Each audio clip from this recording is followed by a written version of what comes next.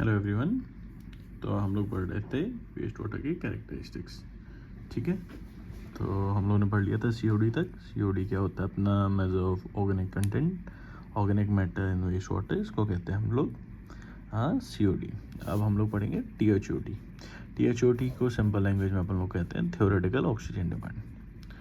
Theoretical oxygen demand, ठीक है।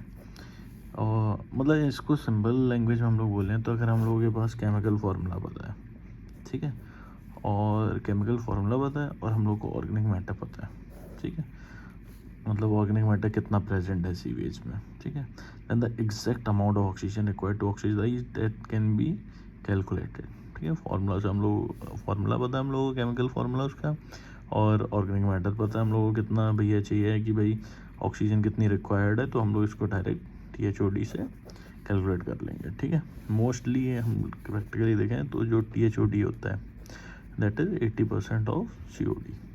ठीक है, ये होता है, ये है। और प्रैक्टिकल केसेस में हम लोग लेते हैं, जब प्रैक्टिकल केसेस होते हैं तो वो रहता है सीओडी इज इक्वल्स टू टीएचओडी। ठीक है, और बाकी लोगों को कंपैरिजन करें तो ये होता है टीएचओडी इज़ ग्रेटर देन सीओडी, ठीक है, is greater than BOD biochemical oxygen demand, and is greater than TOC total organic carbon. ठीक है, अच्छा टोटल ऑर्गेनिक कार्बन बता देते हैं, हम लोगों ने ये डिस्कस नहीं किया। इसमें होता है कि मतलब organic matter in terms of carbon content. ठीक है, इसको हम लोग कहते हैं टीओसी। जो भी ऑर्गेनिक मैटर होता है वो कार्बन कंटेंट के फॉर्म में जो भी होता है उसको हम लोग कहते हैं टीओसी। ठीक है, ये हो गया आपका टीओसी हो गया आपका। अब हम लोग आ जाते हैं, ये बीओडी रह गया, बीओडी में आ जाते हैं। ठीक है, बीओडी क्या होता है? BOD is mostly biochemical oxygen demand. ठीक है, इसको हम लोग कैसे मेजर करते हैं? बहुत इंपॉर्टेंट पॉइंट है, मोस्टली क्वेश्चन इधर से ही आता है। ठीक है, ये चीज़ याद रखना है, हम लोग को माइंड में फीड कर लेना है। ठीक है, हम लोग क्या पढ़ेंगे इसमें? देखो, बायोकेमिकल ऑक्सीजन डिमांड जो होती है वो होती है measure of quantity of oxygen required for oxidation of biodegradable organic matter present in water sample by aerobic biochemical action. ये चीज़ आप समझना, ठीक है। जितना भी बीओडी क्या होता है, ठीक है, बीओडी होता है measure of quantity of oxygen, O2 आपको कितनी चाहिए, ठीक है, फॉर ऑक्सीडेशन ऑफ जो आपका ऑर्गेनिक मैटर है। ऑर्गेनिक मतलब आपका बायोडिग्रेडेबल ऑर्गेनिक मैटर है, बायोडिग्रेडेबल ऑर्गेनिक मैटर है present in water sample by aerobic biochemical action. ठीक है, O2 कितनी आपको चाहिए है, इसको इस चीज़ को ऑर्गेनिक बायोडिग्रेडेबल मैटर को ऑक्सीडाइज करने के लिए। ठीक है, ये किस में प्रेजेंट है? ये है आपका वाटर सैंपल में प्रेजेंट है। ठीक है, ये होता है आपका बायोकेमिकल ऑक्सीजन डिमांड। फिर से सिंपल लैंग्वेज में समझो, ऑक्सीजन आपको कितनी चाहिए है ऑक्सीडाइज करने के लिए ऑर्गेनिक बायोडिग्रेडेबल मैटर को जो प्रेजेंट है आपका वेस्ट वाटर में। ठीक है, ये होता है आपका बायोकेमिकल ऑक्सीजन डिमांड। ठीक है, अब ये जो बीओडी है, ठीक है, इसको हम लोग क्या है कि 3 फॉर्म में होता है। पहला होता है कार्बोनेशियस, ठीक है, ये होता है कार्बन के फॉर्म में। ये most important as when waste water thrown in river decompose at very fast rate. ठीक है, इसलिए ये इंपॉर्टेंट है। जो कार्बोनेशियस मैटर है वो इसलिए इंपॉर्टेंट है कि वेस्ट वाटर डायरेक्ट रिवर में डिकम्पोज कर देते हैं हम लोग, तो बहुत जल्दी फास्ट रेट में होता है डिकम्पोज। ठीक है, दूसरा होता है आपका oxidisable nitrogen derive from nitrite, ammonia, other nitrogen compound which serve as a food for specific bacteria. ठीक है, नहीं समझ में आया, चलो फिर से समझाते हैं। ये होता है आपका नाइट्रोजीनियस फॉर्म में। इसमें क्या होता है? नाइट्रोजन कितना हम लोगों को जरूरी है।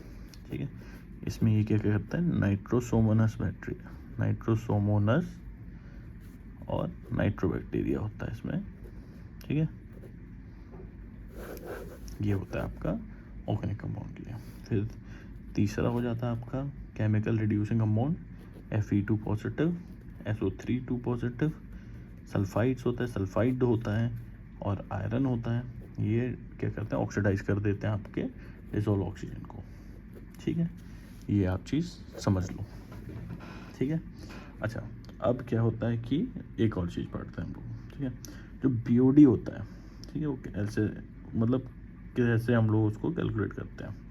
तो सबसे सिंपल लैंग्वेज में मैं बता रहा हूँ, BOD can be determine, BOD हम लोग पता कर सकते हैं by diluting a known volume of sample of wastewater with a known volume of aerated pure water and then calculating the dissolved oxygen of this sample। ठीक है, नहीं आया समझ में, समझाते हैं। ठीक है, देखो कोई भी हम लोग के पास सैंपल है, ठीक है, हम लोगों ने ये सैंपल लिया, ठीक है, इसको हम लोगों ने क्या किया, डाइल्यूट किया। ठीक है, डाइल्यूशन प्रोसेस से हम लोगों ने इसको डाइल्यूट किया। ठीक है, और जो इसका एरेटेड प्योर वाटर है, ठीक है, जो हम लोग का जितना भी एरेशन के बाद प्योर वाटर मिला है, ठीक है, उसका हम लोग वॉल्यूम पता है। ठीक है, इसका हम लोगों ने निकाला डिसॉल्व ऑक्सीजन। ठीक है, डिसॉल्व ऑक्सीजन निकाला, जब डिसॉल्व ऑक्सीजन को हम लोगों ने कर दिया इंक्यूबेशन सेंटर पे, इंक्यूबेशन सेंटर में इंक्यूबेट किया हम लोगों ने 5 डेज़ के लिए। ठीक है, और टेम्परेचर इसका रखा हम लोगों ने 20 डिग्री सेल्सियस। ठीक है, 20 डिग्री सेल्सियस। फिर जो the dissolve oxygen of the dilute sample after this period of incubation is again calculated. ठीक है, जब हम लोगों ने इसका सैंपल को बाहर निकाला, फिर इसका हम लोगों ने डिसॉल्व ऑक्सीजन फिर से निकाला। ठीक है, तो अब एक चीज़ देखो इसमें, जैसे जब 2 चीज़ें निकाली तो एक तो हो गया आपका इनिशियल DO जो हम लोगों ने उसका रखने से इंक्यूबेशन में रखने से पहले निकला था, एक आ गया आपका फाइनल DO। ठीक है, डिसॉल्व ऑक्सीजन ये आ गया आपका 5 डेज़ वाला, 5 डेज़ के बाद वाला। ठीक है, अब इन दोनों के डिफरेंस को, मतलब initial dissolve oxygen minus final dissolve oxygen, ठीक है, इसकी जो वैल्यू आएगी वो आपको बता देगी कि value will indicate the oxygen consume by dilute sewage sample in 5 days में कितना लिया है। ठीक है, समझ में आया, नहीं आया, आ गया होगा, बहुत सिंपल लैंग्वेज में समझाया। ये जो सैंपल है, ये हम लोगों ने इनिशियल DO जो है वो हम लोगों ने जो सैंपल था उसको डाइल्यूट करने से रखा, डाइल्यूट किया, फिर उसको हम लोगों ने इंक्यूबेशन सेंटर पे रखा, इंक्यूबेशन में रखा, फिर उसके बाद हम लोग का इसका डिफरेंस निकाला, तो इससे हम लोग को पता चल गया कि कितना इन्होंने डिसॉल्व ऑक्सीजन कंज्यूम किया। ठीक है, ये हो गया आपका। तो अच्छा, ये BOD 5 क्यों निकालते हैं हम लोग, ये चीज़ याद हो, क्योंकि ये क्या है कि 5 डेज़ लेते हैं हम लोग US के अकॉर्डिंग। हर वाटर का अलग अलग उसका रहता है, टेम्परेचर अलग रहता है। 5 डेज़ इसलिए लेते हैं कि अमेरिका वगैरह में क्या होता है कि पानी ठंडा होता है, तो उसको हम लोग मोस्टली 5 डेज़ के हिसाब से कंसिडर कर लेते हैं। इंडिया में जो ये है वो उसका है कि अमेरिका जो BOD 5 है वो इंडिया में 3 डेज़ में होता है। ठीक है, तो इस चक्कर में डिकम्पोजिशन जो होता है वो उसमें होता है। जो ब्रिटिश टाइम होता है ना, वो वाटर का मतलब ओरिजिन से सोर्स तक जाने में 5 डेज़ ले लेता है। ठीक है, बट इन इंडिया BOD ये क्या है 3 दिन में 27 डिग्री टेम्परेचर में हो जाता है, तो इसलिए हम लोग कर लेते हैं BOD 5। तो जो BOD 5 है वो होता है 68% ऑफ BOD अल्टीमेट। ठीक है, BOD स्टैंडर्ड मतलब कह सकते हैं, है ना। इसमें क्या है कि 3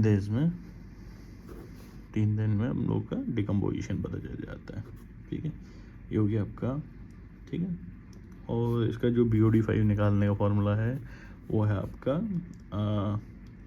initial minus final divided by dilution factor. ठीक है, डाइल्यूशन फैक्टर क्या है, volume of diluted sample upon volume of undiluted sample. ठीक है, ये चीज़ें हम लोग याद रखते हैं। इसके आगे अभी काफ़ी है इसमें BOD में, पढ़ते हैं हम लोग। ठीक है, ये मोस्ट इम्पॉर्टेंट पॉइंट है BOD का, इसलिए लंबा लेक्चर चल रहा है। ओके, मिलते हैं फिर।